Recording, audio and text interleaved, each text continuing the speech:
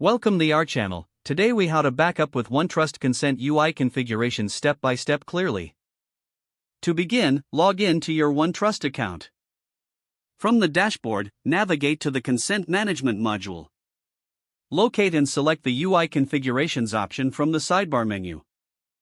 Identify the specific UI configuration you wish to backup. Click on the configuration to open its details. In the Configuration Details view, look for the Export option. Select the Export button to initiate the backup process. A download prompt will appear, allowing you to save the configuration file. Choose a secure location on your device to store the downloaded file. Confirm the download has been successful by checking the file size and format. If you have multiple configurations to backup, repeat the process for each one. Once all configurations are backed up, ensure they are stored securely.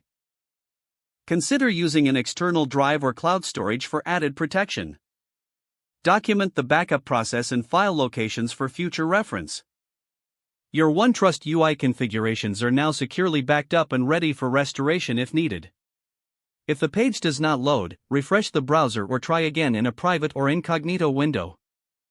Make sure you are using the correct email address, then retype it carefully to avoid small typos. If your password is not accepted, use the reset option and create a new strong password you can remember. Check your spam folder for verification or security emails, then complete any requested confirmation steps. Enable two-factor authentication if available to improve account security and reduce unauthorized access risk. After signing in, review your profile details so your contact information and settings are accurate and current. If you see an error message, note it down and try again after restarting your device and internet connection. Log out when you finish, especially on shared devices, to keep your account and payment information secure. If the page does not load, refresh the browser or try again in a private or incognito window. Make sure you are using the correct email address, then retype it carefully to avoid small typos. If your password is not accepted, use the reset option and create a new strong password you can remember. Check your spam folder for verification or security emails, then complete any requested confirmation steps.